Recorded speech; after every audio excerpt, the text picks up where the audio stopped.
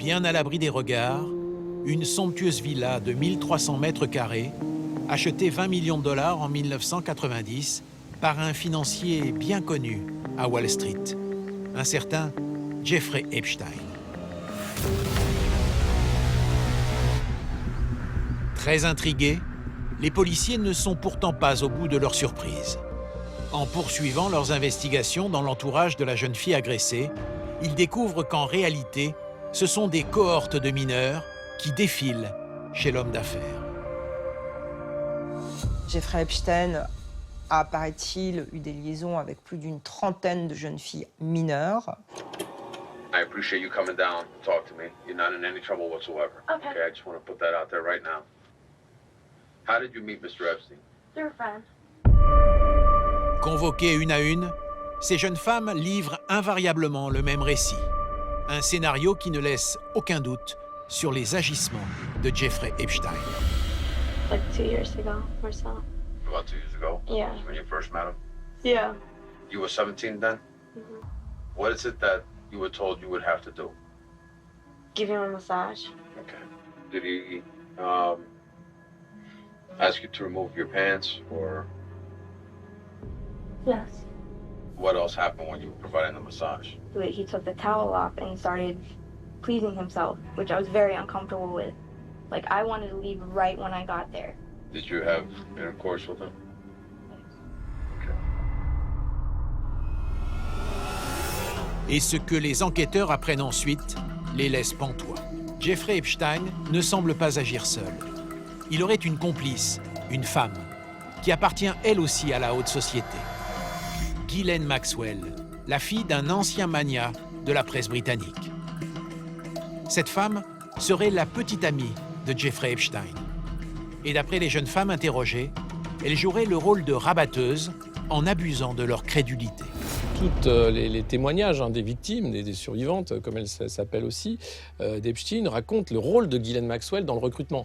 Elle allait recruter des jeunes filles dans les salons de massage. Elle approche une jeune fille en lui disant « Si tu veux venir, j'ai un ami, il adore les massages, il te paiera très bien, il faut faire tout ce qu'il veut. » Elle flatte, elle essaie d'entraîner et après elle dit « Oui, tu pourras gagner de l'argent, tu seras bien traité, il faut juste simplement faire ce que Jeffrey veut. » Lorsqu'une jeune fille rencontre une femme, la première réaction, c'est de faire confiance et de baisser les gardes, parce qu'on ne peut pas imaginer qu'une femme fasse mal à une jeune fille. Elle cherchait dans les agences de mannequins et ailleurs parce qu'il fallait fournir Jeffrey Epstein en chair fraîche, puisque lui disait qu'il lui fallait 3 orgasmes par jour. On a vraiment l'impression d'une femme prête à tout pour Jeffrey Epstein. Donc ça, c'est une organisation qui a été mise en place. Les dépositions des jeunes femmes auditionnées sont accablantes. Le couple opérerait ainsi depuis l'été 2004. Et il ciblerait un profil très précis avec un total cynisme. Le système d'exploitation de pédocriminels de Palm Beach, il est d'aller recruter des filles qui sont vulnérables, qui ont des problèmes familiaux, qui sont déjà en rupture de la société, et de leur offrir de l'argent facile, tout simplement. Donc il y a une violence de classe réelle. Palm Beach est séparé par un pont. Il y a Palm Beach qui est l'île où vous avez les maisons des milliardaires, et il y a un pont, et il y a West Palm Beach où c'est les gens qui travaillent pour les milliardaires. Et les milliardaires, comme Epstein, quand ils veulent chercher des filles, ils traversent de l'autre côté le pont pour aller chercher des filles qui n'auront jamais les moyens de se payer un bon avocat pour se défendre en cas de problème. Avec en plus des filles qu'on pourra discréditer très facilement en disant « elles cherchent à m'extorquer de l'argent, à me faire chanter, enfin monsieur le juge, vous vous rendez bien compte, regardez qui c'est ». Donc c'est une façon de se protéger aussi, de choisir ces profils-là. Mais alors, comment Jeffrey Epstein a-t-il pu en arriver à être une des pièces maîtresses de ce réseau de prostitution ? Eh bien, vous allez voir que depuis son plus jeune âge, l'homme ne s'embarrasse pas des lois et ses méthodes sont souvent douteuses. Né le 20 janvier 1953 dans une banlieue défavorisée de New York, Jeffrey Epstein va très vite trouver la recette pour réussir plus vite que tout le monde. C'est un self-made man à l'américaine. Il est né dans Brooklyn. De parents très modestes. Ce petit gars de New York, dont le père bossait dans les espaces verts de la ville de New York. Le jeune homme est doué pour les chiffres. À 18 ans, Il intègre le prestigieux Institut de mathématiques de l'Université de New York, sans même passer l'examen d'entrée. Seulement, Jeffrey Epstein est paresseux. Après 3 ans d'études, il n'obtient pas son diplôme. Qu'à cela ne tienne, il va mentir sur son CV. Il est passé par l'Université de New York, il n'a aucun diplôme. Peu importe, il raconte à qui veut le croire qu'il a un CV extraordinaire et qu'il est diplômé de l'Université de New York. Jeffrey Epstein, c'est un mythomane.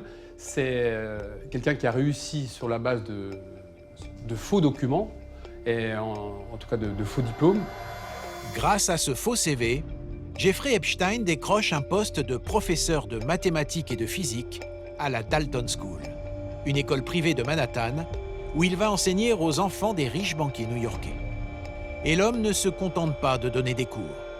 Son comportement vis-à-vis de ses étudiantes est déjà, à l'époque, pour le moins ambigu, comme le raconteront certaines d'entre elles des années plus tard dans les colonnes du célèbre journal le New York Times. Il se baladait dans les couloirs avec un manteau en fourrure, une chaîne en or et une chemise ouverte. Les étudiants considéraient M. Epstein comme un personnage inhabituel et déroutant, toujours à la limite de l'acceptable quand il rencontrait des filles.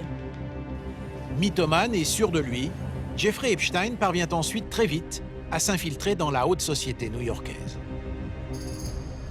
Et à un moment donné, il va rencontrer des gens de Wall Street, etc., qui vont lui dire « Mais avec ton intelligence, pourquoi tu es simplement prof et pourquoi tu viens pas avec tes équations, la manière dont tu vois les chiffres ?»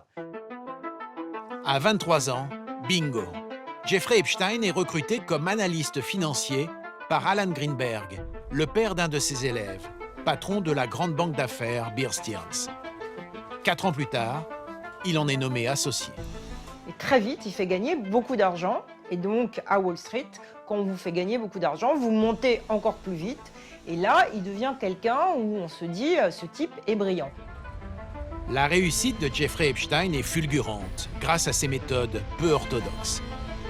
Et même si en 1981, l'homme est licencié pour un délit d'initié, il va rebondir. C'est alors qu'il fonde sa propre société de conseil en placement. Le timing est idéal. Ronald Reagan vient d'être élu.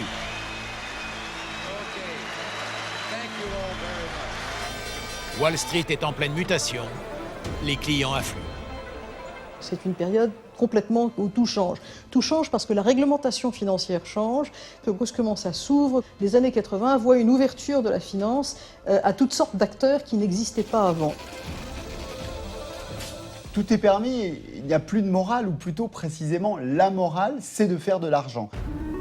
De l'argent. Jeffrey Epstein en gagne déjà énormément. Et il va encore passer un cap lorsqu'il va rencontrer, à 32 ans, un des hommes les plus riches des États-Unis, Leslie Wexner, le patron de la marque de lingerie Victoria's Secret, alors en pleine expansion. La rencontre avec Wexner, elle est fondamentale. L'homme d'affaires lui confie la gestion de sa fortune de 4 milliards de dollars. Wexner se prend d'affection comme un Américain puissant peut se prendre d'affection pour quelqu'un qui est un peu plus jeune, qui le fascine, et il va le faire monter très vite. Il va lui faire confiance très vite. Il est devenu le signataire de Wexner, donc il pouvait signer en son nom sur les affaires, donc une confiance totale. C'est-à-dire que Wexner lui donne les clés de la chambre du coffre-fort. Cerise sur le gâteau, le milliardaire fait preuve d'une générosité sans limite.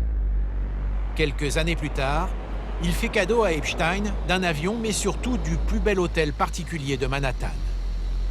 2000 mètres carrés dans l'Upper East Side, d'une valeur de 15 millions de dollars, que Wexner cède pour $1 symbolique à son conseiller financier.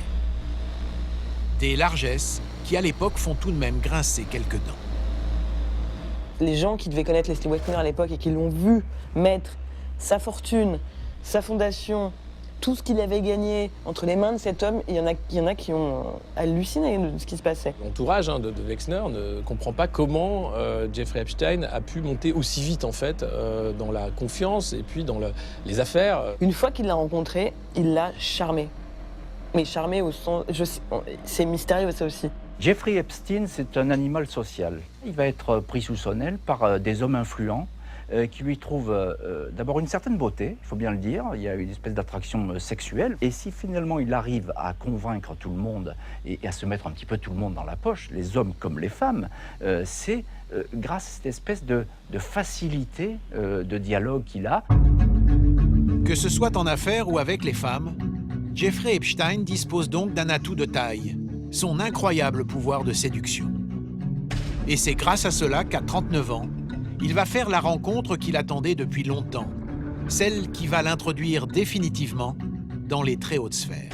Ce monde qu'on appellerait aujourd'hui le monde du 1%, un monde extrêmement puissant où c'est pas $1 million qui fait la différence, c'est 100 millions de dollars. Et lui, il veut aller là. Donc il lui manque la bonne personne. La bonne personne, il va la trouver. Et cette personne, contre toute attente, va aussi jouer un rôle de premier ordre dans sa vie intime. C'est une femme, elle s'appelle Ghislaine Maxwell. L'univers des grandes fortunes et des célébrités, c'est le terrain de jeu privilégié de cette franco-britannique, alors âgée de 30 ans, cadette d'une famille de 9 enfants et fille chérie du très puissant patron de presse Robert Maxwell, détenteur dans les années 80 de célèbres tabloïds anglais comme le Daily Mirror. Ça fait d'elle une personnalité intrigante, forte, intéressante. Elle est issue d'une famille donc, avec beaucoup d'argent, beaucoup de connexions. Son père connaissait la famille royale, elle a grandi à Oxford, elle est dans les meilleures universités, elle était amie à l'université avec le prince Andrew, donc elle a beaucoup de connexions. Elle est jolie, elle a du réseau, elle connaît tout le monde, elle a l'air intrépide, elle n'a pas l'air d'avoir froid aux yeux, elle a l'air de vouloir s'amuser. Seulement, quand Ghislaine Maxwell arrive à New York au printemps 1992, elle est plutôt déprimée. Son père est décédé quelques mois plus tôt dans des circonstances mystérieuses, en tombant de son yacht, le Lady Ghislaine, qui naviguait aux Canaries. Enfin, cette mort brutale, tragique, met Ghislaine dans l'embarras, puisqu'elle n'était pas non plus prête à hériter de cet empire, et elle était plutôt du côté de faire la fête. Son arrivée à New York, évidemment, c'est ce côté petite fille perdue, bon, richissime, hein, mais quand même un peu déshéritée. C'est compliqué parce que l'empire était criblé de dettes. Malgré tout, grâce aux connexions de son père, Ghislaine trouve rapidement sa place au sein de la grande bourgeoisie new-yorkaise. Elle travaille dans l'immobilier de luxe, est invitée à toutes les soirées mondaines. Ghislaine Maxwell était amie avec les têtes couronnées, les financiers internationaux. Mais aussi des mannequins comme Naomi Campbell, des chanteurs comme Mick Jagger ou encore la milliardaire Paris Hilton. Et c'est lors d'un gala de charité qu'elle tombe sous le charme de celui qui va très vite combler le vide laissé par la disparition de son père. Epstein, c'est quelqu'un qui est manipulateur, ça se voit à l'œil nu, il est à la fois riche et puis on voit bien que c'est pas un sentimental et ça ressemble beaucoup à son père. Elle a trouvé une espèce de mentor, c'est-à-dire qu'elle vient de perdre son père, Robert Maxwell, qui était le tout-puissant Maxwell, qui adorait sa fille. Elle a été élevée dans le culte de l'homme fort, dans le culte du milliardaire, dans le culte de l'homme qui compte, dans le culte d'un homme à qui on ne peut rien refuser. Et c'est cela qu'elle va vouloir recréer avec Epstein. Elle était dépendante d'Epstein plutôt qu'autre chose, et dépendante comme on est dépendant de la drogue, c'est-à-dire à la fois cette fascination pour la personnalité d'Epstein et pour son argent. Jeffrey Epstein, de son côté, voit vite son intérêt à se mettre en ménage avec la jeune héritière. Jeffrey Epstein, c'est aussi avoir de l'influence, évidemment du pouvoir. Et ce pouvoir, en fait, c'est peut-être Ghislaine Maxwell qui est cette main un peu discrète qui lui offre ce pouvoir-là, en fait. Jeffrey Epstein invite donc Ghislaine Maxwell à prendre ses quartiers dans l'hôtel particulier de la 71e rue, qui devient le lieu de rendez-vous du tout Manhattan. Être invité chez Epstein avec Ghislaine Maxwell, ça veut dire quelque chose. Ça veut dire qu'on appartient au monde du succès. Ça veut dire qu'on appartient à des gens qui comptent. Chaque soir, Ghislaine Maxwell joue les entremetteuses avec des invités triés sur le volet. Le cérémonial est immuable. La maîtresse de maison fait tout pour impressionner les convives, souvent de richissimes hommes d'affaires, accompagnés de leur épouse. Ghislaine Maxwell accueillait les gens, tout le monde prenait un verre dans l'hôtel particulier somptueux avec un tigre qui était empaillé, qui était dans un coin, des tableaux somptueux. C'est un univers assez baroque, assez particulier, mais très opulent.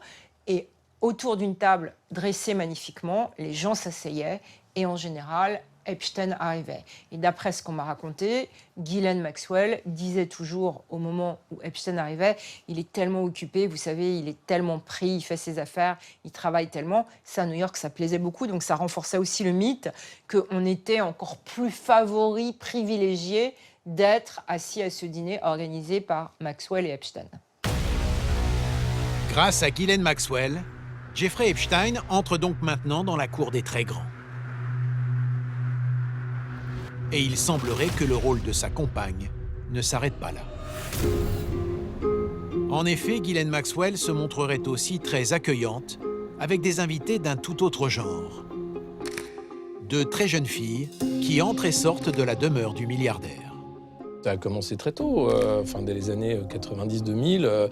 Il y a des photos, évidemment, où on voit les jeunes filles sortir à moitié à poil dans la rue pour redonner les clés de la voiture à Epstein. Et à côté de l'hôtel particulier, il y avait des restaurants, tous français, où Epstein allait prendre ses cafés et tout le monde voyait Epstein avec des filles jeunes, très jolies et souvent mannequins. Mais il y avait beaucoup de jeunes et jolies avant d'être mannequins. Ghislaine Maxwell semble donc partager son compagnon avec toutes ces jeunes femmes sans que ça ne lui pose le moindre problème. Pire, d'après les témoignages des filles qui fréquentent le couple à l'époque, c'est elle-même qui serait chargée de les recruter à la sortie des lycées ou des écoles d'art. Ghislaine Maxwell semblerait donc opérer en totale complicité avec Jeffrey Epstein, à qui elle procurerait toutes ces filles. Des témoignages comme celui-ci, il en existe des dizaines dans le dossier d'instruction visant les agissements de Jeffrey Epstein, à tel point que les juges ont requalifié les faits en trafic sexuel de mineurs.